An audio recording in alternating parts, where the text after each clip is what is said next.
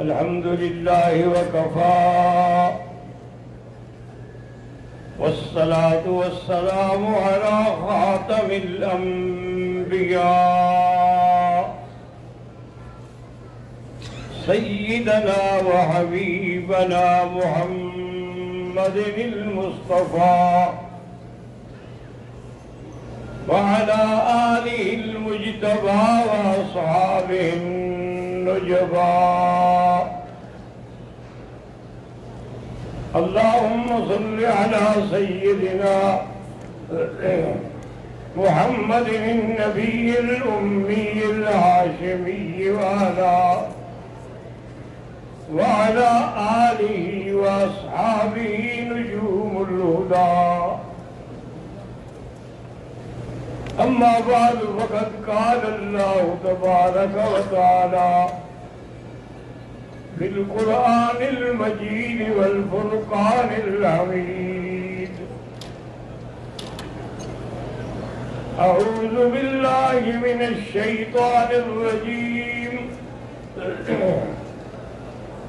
بسم الله الرحمن الرحيم.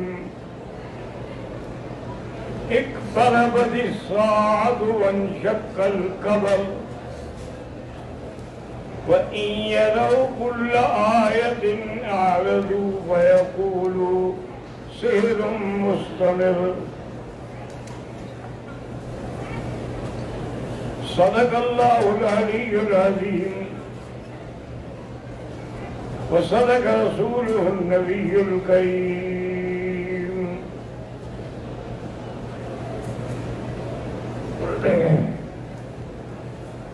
برادران اسلام،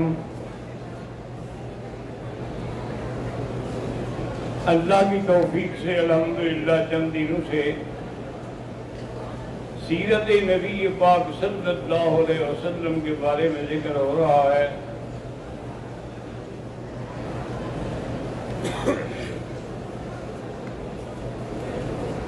اور ان میں نے یہ بھی عرض کیا تھا کہ سب سے بڑے عظیم معجزے جو ہیں، ایک تو اللہ کا قرآن ہے جس کا کوئی مقابلہ نہ کر سکا، نہ قیامت تک کر سکے گا. إِن لَّمْ تَفْعَلُوا وَلَن تَفْعَلُوا. اور اس کے بعد دوسرا عظیم معجزہ جو ہے وہ شق صدر ہے. یاد رکھیں، ایک ہے شرح صدر. شرح صدر کا معنی ہوتا ہے کہ اللہ تبارک و تعالیٰ دل و دماغ کھول دے. ایک ہے شق صدر کے باقاعدہ آپریشن کیا جائے، کاٹا جائے. شق صدر جو ہے اس کے بارے میں علماء نے لکھا ہے کہ تقریباً کوئی 5 دفعہ ہوا ہے. ہم جو ذکر کر رہے ہیں یہ معراج پر جانے سے پہلے کا ہے. حضور صلی اللہ علیہ وسلم حتیم میں تھے کہ جبرائیل اور میکائیل آئے. انہوں نے حضور کو اٹھایا اور بیر زمزم پہ لے گئے.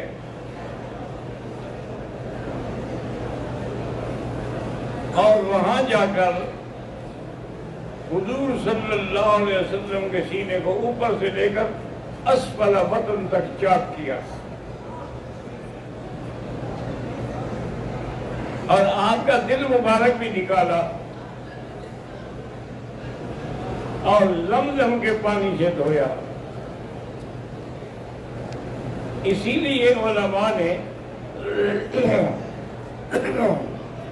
دلیل یہ پکڑی ہے کہ زمزم کا پانی جو ہے وہ حوض کوثر سے بھی افضل ہے.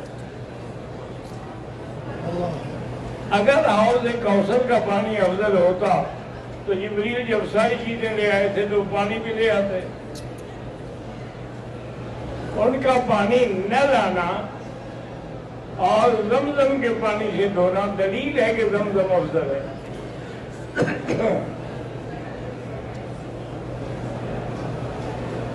اور بعض علماء کرام نے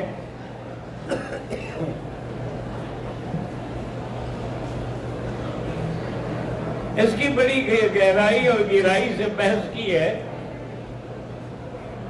کہ بھی حوض کوثر کا پانی جو ہے وہ تو اللہ کے حکم سے ہو گیا، وہ تو کن سے پیدا ہوا نا، لیکن زمزم جو ہے یہاں پر حضرت اسماعیل کے پاؤں لگے ہیں،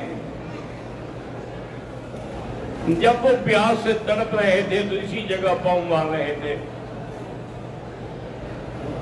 اور جبریل نے پر مارا ہے اللہ کے حکم سے، تو پیغمبر کے پاؤں ہیں، جبریل کا پر ہے اور حکم خدا ہے، کیونکہ جبرائیل پر خود تو نہیں مار سکتے جب تک اللہ حکم نہ دے۔ پھر یہ پانی کا چشمہ نکلا۔ والدہ آپ کی ام اسماعیل جو تھی وہ صفا والی اس جاب کے میں دوڑ رہی تھی، ڈھونڈ رہی تھی کہ کہیں سے بھی پانی نظر آ جائے۔ اسی لیے آپ نے دیکھا ہے نا جی کہ میلین اخضرین، یہ جو سب ستون ہے ان کے درمیان میں آدمی کو تیز چلنا چاہیے۔ وجہ کیا ہے کہ جب بی بی یہاں آتی تھی نا تو حضرت اسماعیل نظر نہیں آتے تھے، تو آپ تیز تیز چلتی تھی۔ پھر جب اونچی چڑھائی پہ آتی تھی پھر دیکھ لیتی تھی، پھر آرام سے چلنا شروع کر دیتی تھی۔ یہ شان ہے پیغمبروں کا اور ازواج مطہرات کا کہ اللہ نے ان کے عمل کو قیامت تک کے لیے سنت بنا دیا۔ آواز آئی کہ ام اسماعیل نہ گھبرائیں، اسماعیل کو پانی مل گیا ہے۔ حیران ہو گئے کہ آواز کہاں سے آ رہی، واپس آئیں، دیکھا کہ وہ پاؤں مار رہے ہیں اور پانی نکل رہا ہے۔ تو بی بی نے پتھر اکٹھے کیے اور رکھنے شروع کیے، زم زم، ٹھہر جا ٹھہر جا ٹھہر جا۔ زمزم کا معنی ہے ٹھہر جا۔ اسی لیے حضور فرماتے تھے رحم اللہ ام اسماعیل، اللہ حضرت اسماعیل کی اماں پہ رحمت کرے، اگر وہ نہ روکتی تو یہ پوری دنیا میں چشمہ چڑھ جاتا۔ لیکن حکمت یہی تھی کہ کعبہ یہاں ہے، حجر اسود یہاں ہے، مقام ابراہیم یہاں ہے، تو زمزم بھی یہاں ہے، تمہارے پاس نہیں آئے گا۔ ہر چیز کے پاس تم آؤ گے۔ تو اس لیے علماء نے کہا کہ زمزم کا پانی جو ہے وہ افضل ہے حوض کوثر کے پانی سے۔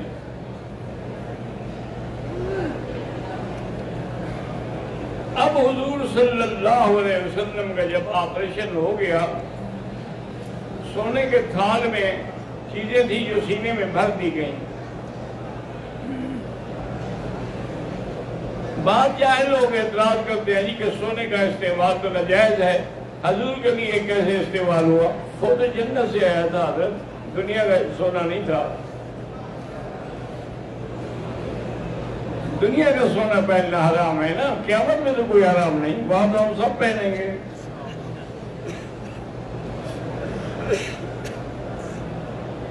چاندی کے بھی اور سونے کے بھی اور موتیوں کے بھی کنگن پہنیں گے، مرد بھی پہنیں گے۔ آگے آئے تو براق موجود تھی، براق ذرا شوخی کرنے لگی۔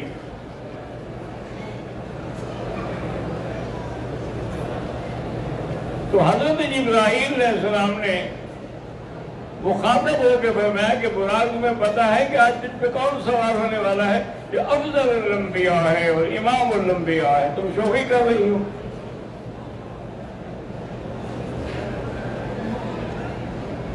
اصل مصیبت یہ آ گئی ہے کہ ہر باطل فرقہ جو ہے نا جی، وہ اپنے باطل مسئلے کے لیے بھی دلیل نکال لیتے۔ وہ کہتے ہیں جی حضور کو دیکھ کے دھمال کھیل رہی تھی، جیسے ہم قبروں پہ دھمال کھیلتے ہیں۔ اگر اس کا دھمال کھیلنا اچھا ہوتا تو پھر تو جبریل نہ ڈانٹتے نا۔ تو اگر دھمال اچھا ہے تو پھر تو ٹھیک ہے، نہیں ہے تو اس کو ڈانٹنا چاہیے۔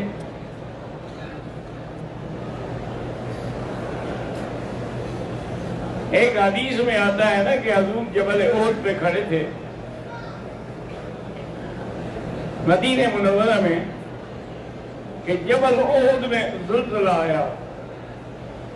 اس کا بھی یہی مسئلہ نکالتے ہیں جی کہ وہ حضور کو دیکھ کر خوش ہو کے دھمال کھیل رہا تھا.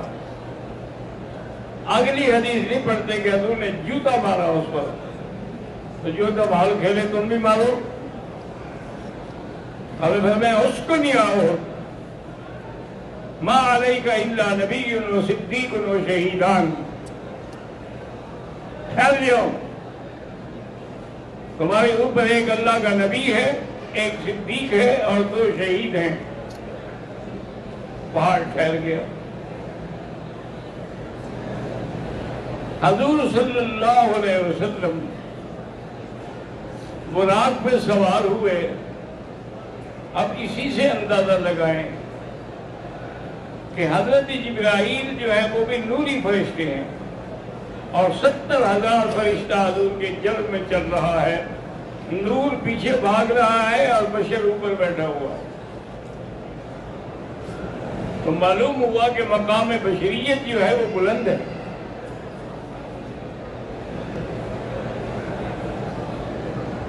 یہ کہتے ہیں جی نہیں, وہ اللہ کے نور کا ٹکڑا ہے.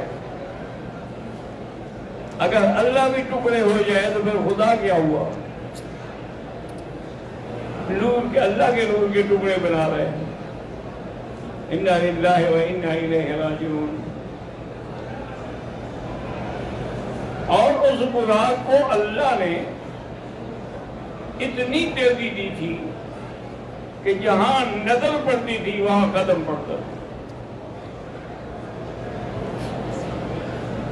ایک جگہ پہ آئے تو جبرائیل نے براق روک دی, کہا حضور اترے. حضور پاک اترے, فرمایا یہ جگہ جو ہے نا, یہ ٹیلا دیکھ رہے ہیں لال لال ریت والا, اس کے نیچے ایک قبر ہے حضرت موسیٰ علیہ السلام کی. یہاں 2 رکعت نفل پڑھ رہے ہیں, تمہارے بھائی کی قبر ہے. حضور فرماتے ہیں کہ میں نے بڑا غور سے دیکھا تو موسیٰ قائم یصلی فی قبرہ, کھڑے ہو کے نماز پڑھ رہے تھے اپنی قبر میں. اب آپ خود اندازہ لگا لیں کہ روح بھی نماز پڑھتا ہے یا روح مال جسد پڑھتے ہیں. آگے گئے, پھر اس نے براق کو روکا اور کہا حضور یہ ماء اللہ ہے جہاں عیسیٰ علیہ السلام پیدا ہوئے. وہ تو بغیر باپ کے پیدا ہوئے تھے نا. ہمیں یہاں بھی آپ 2 رکعت پڑھ لیں. وہاں بھی 2 رکعتیں پڑھی اور اس کے بعد حضور صلی اللہ علیہ وسلم مسجد اقصیٰ پہنچے. جبریل علیہ السلام نے صخرہ, ایک پہاڑ تھا, اس میں انگلی سے سوراخ کیا اور براق کو باندھ دیا. تو اس لیے علماء نے کہا مسئلہ یہ ہے کہ اسباب پہ عمل کرو, توکل اللہ پہ کرو. ورنہ براق کی طاقت تھی کہ وہ جبریل سے بھاگ جاتی. وہ سبق دیا کہ اسباب دنیا پر عمل کرو لیکن سہارا اسی کا لو. حضور صلی اللہ علیہ وسلم کے جانے سے پہلے تمام انبیاء اور رسل جو ہے وہ مسجد میں موجود تھے اور حضور کی انتظار ہو رہی. پھر اذان ہوئی, تکبیر ہوئی. اب ہر پیغمبر یہ سوچ رہا تھا کہ آج امامت کا مقام کس کو ملتا ہے. تھوڑی دیر کے بعد حضرت جبریل نے کہا صرف تو مشرقاً و مغرباً و شمالاً و جنوباً, میں مشرق بھی کیا, مغرب بھی کیا, شمال بھی کیا, جنوب بھی کیا, زمینوں پہ بھی کیا, آسمانوں پہ بھی کیا. ما رأیت مثل محمد, میں نے حضور جیسا نہیں دیکھا. تقدم یا رسول اللہ, حضور آپ مصلی پہ اور نماز پڑھا. حضور نے نماز پڑھی, سب نے اقتدا میں نماز پڑھی. اللہ نے جو عالم ارواح میں پیغمبروں سے وعدہ لیا تھا وہ پورا ہو گیا. اخذ اللہ میثاق النبیین, تو آج ان پیغمبروں نے حضور کے پیچھے نماز پڑھ کے وہ وعدہ پورا کر دیا. کہ اگر میرا رسول ہے تو لَتُؤْمِنُنَّ بِهِ وَلَتَنْصُرُنَّهُ، ایمان لیا ہے تو نماز پڑھی نا. پھر حضور صلی اللہ علیہ وسلم نماز کے بعد، یہ اسراء تھا، آگے اب معراج ہے. سنہری زینہ رکھا گیا جس پر حضور صلی اللہ علیہ وسلم کھڑے ہوئے. زمین سے آسمان تک 500 سال کا سفر ہے. ہم حیران ہوتے تھے جب پڑھتے تھے کہ بھی اتنی تو کیسے آپ سیڑھیوں سے تشریف لے گئے ہوں گے.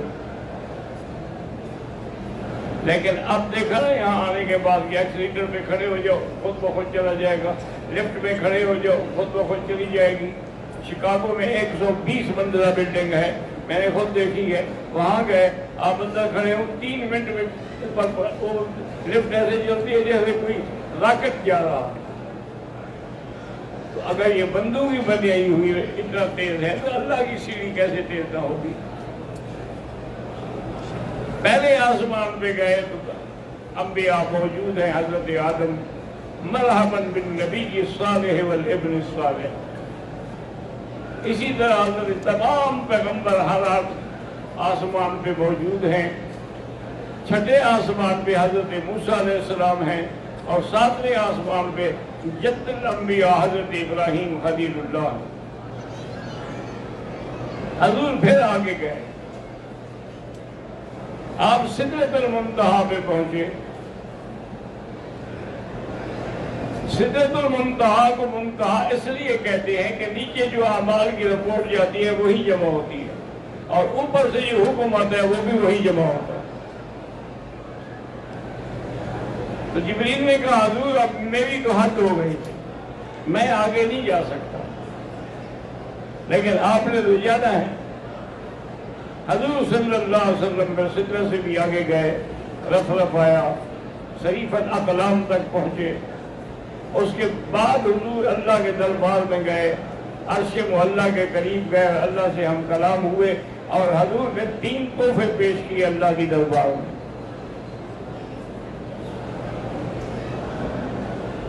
وہ 3 تحفے کیا تھے؟ التحیات للہ والصلوات والطیبات. یہ 3 تحفے اللہ نے 3 انعام عطا فرمائے. السلام علیک ایھا النبی ورحمۃ اللہ وبرکاتہ.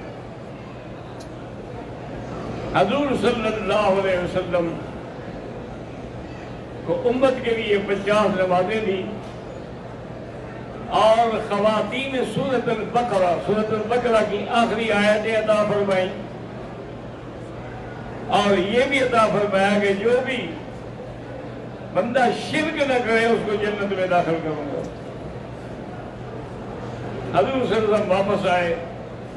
موسیٰ علیہ السلام نے کہا کہ یا محمد ان امتک لا یطیق، آپ کی امت میں طاقت نہیں ہے کہ 50 نمازیں پڑھیں. میری امت 3 نمازیں نہیں پڑھتی تھی. آپ واپس جا کے تخفیف مانگیں.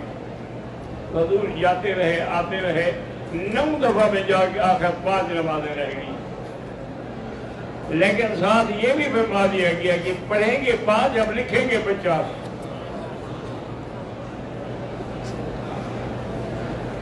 کیونکہ اللہ کا فیصلہ کبھی نہیں بدلتا. لا تبدیل لکلمات اللہ. حضور صلی اللہ علیہ وسلم